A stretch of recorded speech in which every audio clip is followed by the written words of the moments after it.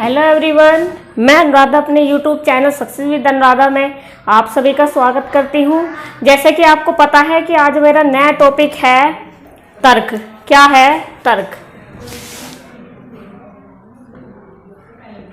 तो चलिए, तर्क क्या होता है। सबसे पहले हम बात करेंगे कि तर्क होता क्या है। देखिए, जब हमारे जीवन में बहुत सारी समस्याएं, हमारे सामने कुछ ऐसी समस्याएं रखी जाती हैं या हमारे जीवन के कुछ भी किसी भी मोड़ पे कोई भी समस्या आ जाती है, तो उस समस्या का समाधान करने के लिए पहले तो हम उस समस्या में बहुत ज़्यादा रुचि लेते हैं, इंटरेस्ट लेते हैं कि हमें ये ख़त्म करनी है। ठीक है, तो हम क्या करते हैं, हम अपने नए नए तरीकों को अपनाना शुरू कर देते हैं, नए नए तर्क सोचना शुरू कर देते हैं कि हमारी समस्या किस तरह से ख़त्म हो, हम किस तरह से हम अपनी समस्या का समाधान कर सकते हैं। तो वही जो तरीका होता है जो हम अपने व्यवहार में लाते हैं इस समस्या का समाधान निकालने के लिए। जब हम ये चीज़ अपने माइंड में सोचते रहते हैं, एक तरह से समाधान निकालने की कोशिश करते हैं अच्छी तरह, तो वो क्या कहलाता है? तर्क कहलाता है। ठीक है, तो चलिए बताते हैं कि तर्क होता क्या है, इसकी परिभाषा क्या है और इस तर्क कहते किसे हैं। चलिए बात करते हैं तर्क की परिभाषा कि तर्क होता क्या है। ठीक है, तो चलिए, तर्क एक अभिव्यक्त क्रिया है, यानी कि ये जो हम व्यक्त करते हैं अपने हमारे व्यवहार में जो दिखता है वही क्या कहलाती है? तर्क कहलाती है। जिसका प्रकटीकरण, यानी कि जिसे जो कैसे दिखता है? समस्या समाधान व्यवहार से होता है। यानी कि ये कैसे दिखता है? जब हमारे पास कोई समस्या आती है उसका क्या करते हैं? हम समाधान करने की कोशिश करते हैं, तो ये ऐसे दिखता है, तर्क दिखता है कि हम अपनी समस्या का समाधान कर रहे हैं, यानी कि तर्क कर रहे हैं। हम हर तरीके से तो लॉजिकली सोच रहे हैं कि हम अपनी समस्या का समाधान कैसे कर सकते हैं, तो वही क्या कहलाता है? तर्क। तर्क इस तरह से स्पष्ट होता है, दिखता है, हमारे व्यवहार में दिखता है जब कोई समस्या का समाधान करते हैं हम। ठीक है, उसके बारे में सोचते हैं कि वो किस तरह से हम इसको हल कर सकते हैं। तो तर्क के द्वारा समस्या के प्रति रुचि जागृत होती है और समस्या के समाधान के साथ ही रुचि एवं तर्क दोनों ही समाप्त हो जाते हैं। यानी कि जब कोई हमारे पास समस्या आती है तो हमारी क्या है, हमारा उस समस्या में इंटरेस्ट बढ़ जाता है, एक रुचि उत्पन्न हो जाती है कि इसे हम कैसे, हमें ये हल करनी है, किसी भी तरह से हम अपनी परेशानियों के प्रॉब्लम्स का हल निकालना है। ठीक है, तो हम क्या करते हैं, उस कंडीशन में जो हमारे सामने परिस्थितियां है, हमारे सामने जो प्रॉब्लम्स हैं, उसका समाधान निकालने के लिए हम उसमें इंटरेस्ट लेते हैं। और जो तर्क होता है वो तर्क भी तभी उत्पन्न होता है, हम लॉजिकली सोचना शुरू कर देते हैं कि हम इसे किस प्रकार से खत्म कर सकते हैं। तो तब क्या होता है, जब हमारी समस्या का समाधान हो जाता है तो ये जो तर्क है और रुचि उन दोनों में समाप्त हो जाती है। सही भी बात है, जब हमारी प्रॉब्लम्स का हल हो जाता है तो हम उसमें क्यों इंटरेस्ट लेने लगे, फिर तो हम अपने नेक्स्ट आगे चीजों के बारे में सोचते हैं, है ना। तो चलिए, इसमें हम किसी भी अतिरिक्त शक्ति का प्रयोग नहीं करना पड़ता। इसमें और किसी चीज का प्रयोग नहीं करना पड़ता। बस इसमें क्या, एक तो इंटरेस्ट होना चाहिए समस्या में, और एक क्या है, समस्या का समाधान होना चाहिए। उसमें तर्क लगा के समस्या का समाधान हो जाएगा। ठीक है, इसलिए इसे उच्च मानसिक क्रिया कहा जाता है। इसे तर्क को क्या कहा जाता है? उच्च मानसिक क्रिया कहा जाता है, क्योंकि हम बहुत हाई लेवल पे सोचना शुरू कर देते हैं, है ना, कि भाई किस तरह से हम अपनी प्रॉब्लम्स का सॉल्यूशन निकालना है, हर तरीके से सोचते हैं फिर हम। ठीक है, तो चलिए इसे और तरीके से स्पष्ट करते हैं। ठीक है, दूसरी तरीके से साक्षात्कार के समय, इंटरव्यू के समय तर्क द्वारा दिए गए उत्तर अधिक स्पष्ट एवं बौद्धिक क्षमता के परिचायक होते हैं। यानी कि जब कोई किसी भी जॉब वगैरह में हमारा इंटरव्यू लिया जाता है, तो जब हमसे क्वेश्चन पुटअप किया जाता है, पूछा जाता है, तो हम उसका बहुत ही धैर्यपूर्ण जवाब देते हैं, सोच समझ के। क्यों? क्योंकि हमें क्या है कि उस इंटरव्यू को क्वालिफाई करना होता है, तभी हमें जॉब मिल सकती है ना। तो बहुत सोच समझ के दिया जाता है। तो वो क्या होता है कि हम तर्क कर रहे होते हैं, ठीक है, हम तर्क करेंगे तभी तो उन चीजों का आंसर एकदम से मिल जाता है हमें। तो चलिए, तर्क वह प्रक्रिया है जो उपस्थित समस्या के लिए, जो हमारे पास समस्या है उसके लिए उपयुक्त हल प्रस्तुत करती है। तर्क के द्वारा एक उपयुक्त हल, समस्या का एक उपयुक्त हल प्रस्तुत होता है, तभी समस्या का हल शीघ्र प्राप्त हो जाता है।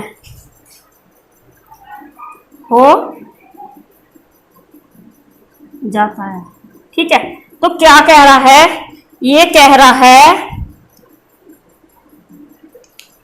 रहा है कि तर्क क्या है। तर्क ये है कि जब हम अपनी समस्या का समाधान बेहतर से बेहतर तरीके से सोच समझ के निकाले तो वही क्या कहलाता है, तर्क कहलाता है। जब हमारे पास कोई समस्या आती है तो हम क्या करते हैं, हम उसमें ज्यादा से ज्यादा इंटरेस्ट लेना शुरू करते हैं, लॉजिकली सोचना शुरू कर देते हैं कि हम अपनी समस्या का समाधान किस तरीके से निकाल सकते हैं, है ना। तो ये जो तर्क होता है ये एक निश्चित समय के लिए नहीं रहता। जब हमारी समस्या का समाधान हो जाता है तब ये रुचि भी इंटरेस्ट और तर्क दोनों ही वहीं पर समाप्त हो जाते हैं जब हमारी समस्या का समाधान हो जाता है ना। अब कैसे, जैसा हम इंटरव्यू में किसी भी तरह से इंटरव्यू देते हैं तो हमसे क्वेश्चन किए जाते हैं, तो हम क्या करते हैं, उन क्वेश्चनों का हल निकालने की कोशिश करते हैं सभी तरीके से, है ना। तो चलिए इसे नोट कर लीजिए।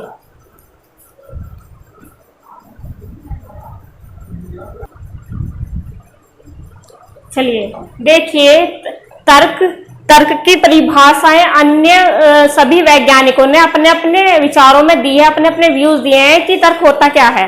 तो चलिए, गैरेट है एक मनोवैज्ञानिक, उन्होंने क्या कहा है, मन में किसी उद्देश्य एवं लक्ष्य को रखकर, यानी कि हमें करना क्या है, हमारा उद्देश्य क्या है, क्रम अनुसार चिंतन करना ही तर्क है।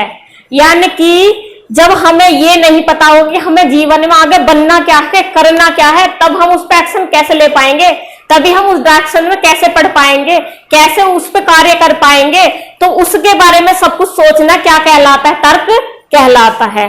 तो चलिए, जो वुडवर्थ है उन्होंने क्या कहा है, तर्क में यानी कि तथ्यों एवं सिद्धांतों को, है ना, जो स्मृति या वर्तमान निरीक्षण द्वारा प्राप्त होते हैं, इनको परस्पर मिलाया जाता है, फिर उस मिश्रण का परीक्षण कर निष्कर्ष निकाला जाता है। यानी कि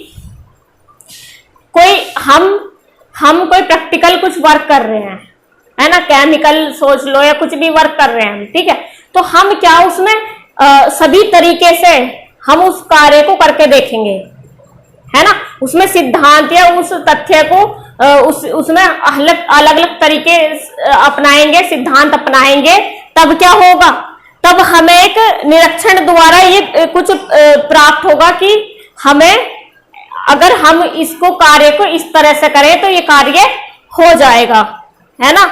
उससे क्या है, जो हमें सारा वर्क करके जो हमें निष्कर्ष मिला, है ना, उसका परिणाम मिला कि भाई इस तरह से इस कार्य को हमने किया है तो ये कार्य दोबारा भी और बेटर हो सकता है इस कार्य से, है ना। तो वही सोच क्या कहलाती है, वही तर्क कहलाती है।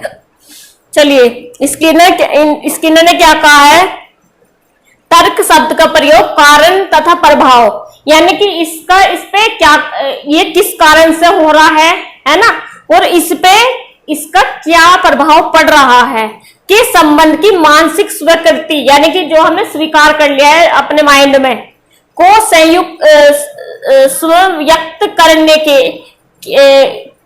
के लिए किया जाता है। यह किसी निश्चित कारण से यह घटना की भविष्यवाणी या किसी निश्चित घटना के किसी कारण का अनुमान हो सकता है। यानी कि हमारे साथ कोई घटना घटी, ठीक है, अब क्या होगा, हम एक अनुमान लगा सकते हैं कि ये जो घटना है ये किस तरह से घटी, है ना, अनुमान लगा रहे हैं। फिर अब क्या समाधान निकले इस चीज का, है ना। तो वो जो तर्क होता है, जो हम समाधान निकालने की कोशिश कर रहे हैं, उस पर लॉजिकली हर तरीके से सोच रहे हैं, विचार कर रहे हैं, है ना, और वही अपने व्यवहार में ला रहे हैं, वही क्या कहलाता है, तर्क कहलाता है। तो चलिए इसे नोट कर लो, अच्छे से नोट करेंगे, साथ साथ अपने नोट्स बनाते चलेंगे। चलिए, जेम्स डेवर ने तर्क को क्या कहा है, तर्क चिंतन की वह प्रक्रिया है जिसमें निष्कर्ष होता है, ठीक है, या सामान्य नियम के आधार पर समस्या समाधान होता है। तर्क क्या है? जेम्स डेवर ने क्या कहा है? तर्क चिंतन की वह प्रक्रिया है जिसमें निष्कर्ष होता है और या समस्या समाधान करने के आधार, मतलब नियमों के, सामान्य नियम जो होते हैं उनके आधार पर अपने समस्या का समाधान होता है। तो ये क्या कहलाता है? तर्क कहलाता है। तो चलिए तर्क के स्वरूप के बारे में निम्न तथ्य प्राप्त होते हैं कि तर्क होता क्या है। तर्क चिंतन करने की एक प्रक्रिया है, ठीक है। तर्क में क्रमबद्धता पाई जाती है, यानी कि इसे हम कैसे क्रम अनुसार क्या करते हैं? समस्या का समाधान करते हैं। तर्क में व्यक्ति पक्ष विपक्ष में तर्क करते हुए, सोचते हुए किसी भी टॉपिक पर, समस्या पर एक निश्चित निष्कर्ष पर पहुंच जाता है, यानी कि हमें करना क्या है, अपनी समस्या का समाधान कैसे करना है, ठीक है। तो यह क्या है? यह एक निष्कर्ष यह एक चिंतन करने वाली प्रक्रिया। इस पर चिंतन मनन किया जाता है किसी भी समस्या पे, ठीक है। तो उसके समस्या को समाधान निकालने के हम एक निष्कर्ष पर पहुंच जाते हैं, तो वही क्या कहलाता है? ये कहलाता है तर्क। तो चलिए नोट कर लो।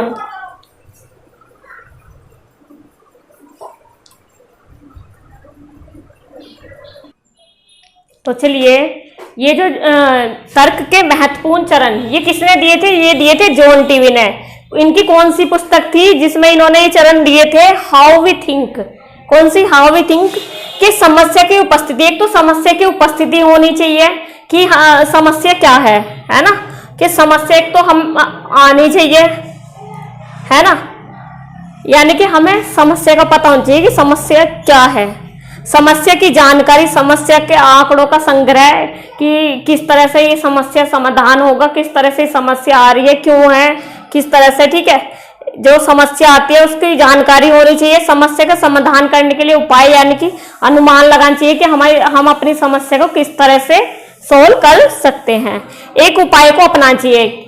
इसमें समस्या को हल करने के लिए उपाय अपनाने चाहिए, उपाय का प्रयोग करना चाहिए, ठीक है। यानी कि अगर हम पहले तो हमें अपनी समस्या को पता होना चाहिए कि कोई जो समस्या है वो है भी या वैसे ही, ठीक है। फिर उस पर क्या करना चाहिए? उस समस्याओं के आंकड़े जुटाने की कोशिश करनी चाहिए, ठीक है। फिर उस समस्या का समाधान करने की कोशिश करनी चाहिए, तरह तरह से सोचना चाहिए, है ना, अनुमान लगाना चाहिए। फिर उसके बाद क्या है? उसका उपाय करना चाहिए। उपाय करने के लिए नए नए लॉजिकल सोच कर उसको प्रयोग करना चाहिए कि किस तरह से हम अपनी समस्या का समाधान कर सकते हैं। तो ये 4 चरण किसने दिए हैं? ये दिए हैं जॉन डीवी ने। और कौन सी पुस्तक? वी हाउ थिंक में, ठीक है। तो चलिए नोट कर लो।